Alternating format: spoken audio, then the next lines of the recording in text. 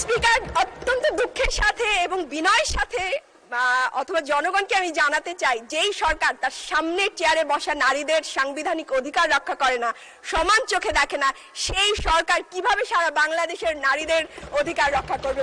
Speaker, আপনি একটা কথা বলেছেন মাননীয় স্পিকার, যে এটা শাহবাগ না। আমরা কিন্তু শাহবাগ থেকেই উঠে এসেছি মাননীয় স্পিকার, এবং শাহবাগের সত্তা নিয়ে আমরা এখানে দাঁড়িয়েছি। মাননীয় সদস্য আলোচনায় অংশগ্রহণ করবেন মহিলা আসন নম্বর 346 মাহমুদা আলম মিতু। মাহমুদা আলম মিতু, আপনার সময় 5 মিনিট। ধন্যবাদ। আলহামদুলিল্লাহ। স্পিকার, প্রথমে আমি 2026-27 অর্থ বছরে শিক্ষা এবং স্বাস্থ্য খাতে বেশ দ্বিগুণ বরাদ্দ হয়েছে, এজন্য আমি আপনার মাধ্যমে মাননীয় অর্থমন্ত্রীকে এবং বর্তমান সরকারকে ধন্যবাদ জানাচ্ছি। স্পিকার, সরকার দলের সাংসদরা প্রায় বাজেট অনেক বড় বলে উচ্ছ্বাস প্রকাশ করে, তো আমি একটু বলে যেতে চাই যে মুদ্রাস্ফীতি তুলনায় কিন্তু এই বাজেট যথেষ্ট বড় নয়।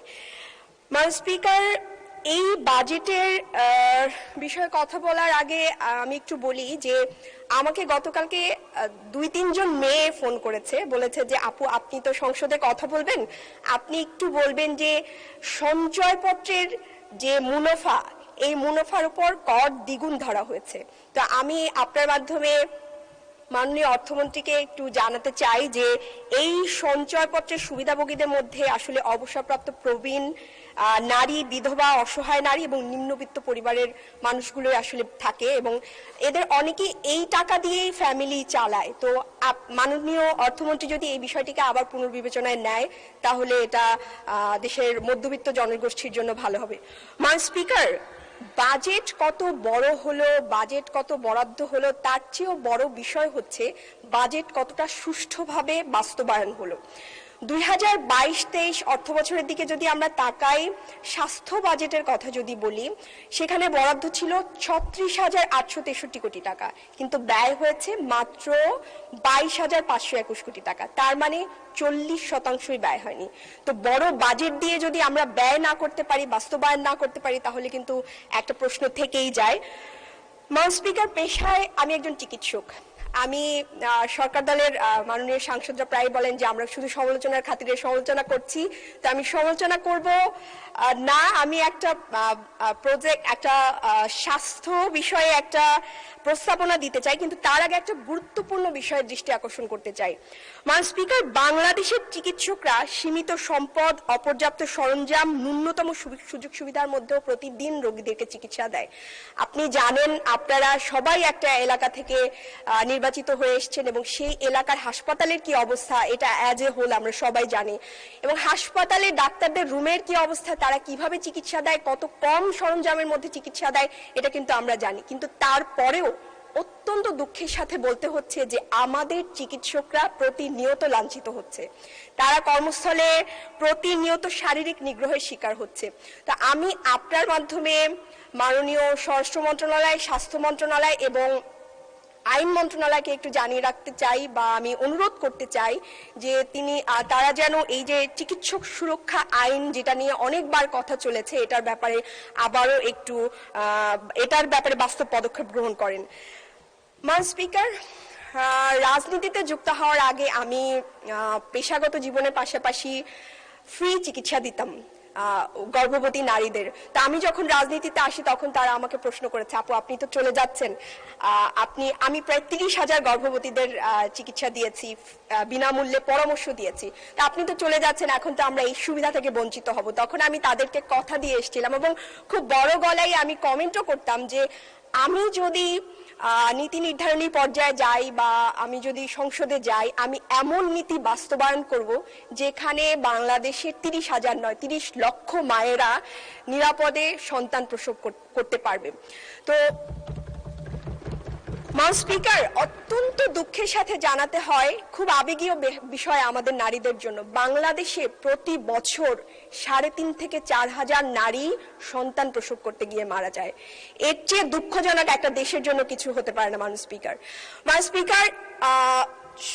এই মারা যাওয়ার পিছনে একটা কিছু কারণ রয়েছে, তার মধ্যে দেখা যায় যে WHO যে নিয়ম, সে অনুযায়ী একজন নারীকে 8 বার অ্যান্টিনেটাল চেক আপ করার কথা। বাংলাদেশে মাত্র 5% নারী 8 বার চেক আপ নেয়, এবং 4 বার হলেও আমরা স্ট্যান্ডার্ড বলি বা ধরে নেই যে ওকে, সে 58% নারী এই 4 বারও নেয় না। এতে কি হয়? দুর্বল মানব সম্পদ তৈরি হয়। এই যে হামে এতগুলো শিশু মারা গেল, এদের সাথে কিন্তু এই যে গর্ভ অবস্থায় একটা অপুষ্টির একটা সম্পর্ক মাননীয় স্পিকার থেকে যায়।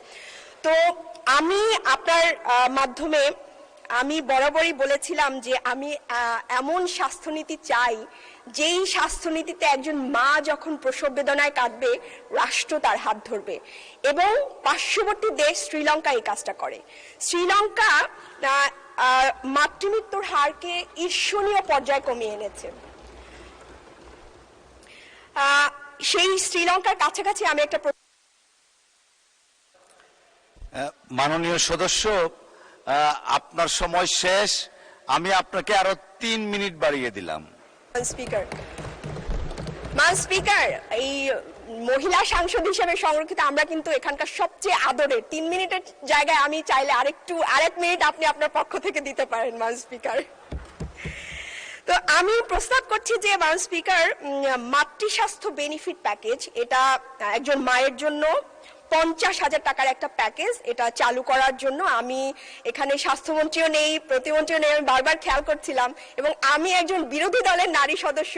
আমার এই গুরুত্বপূর্ণ কথাটি, এবং এই খুবই গুরুত্বপূর্ণ এবং আবেগময় একটা জায়গা নারীদের জন্য, এই কথাটি আমার সংসদ যারা আছেন তারা নেবেন কিনা আমি এটা নিয়ে, তারা নাই, আমি তারপরেও বলছি।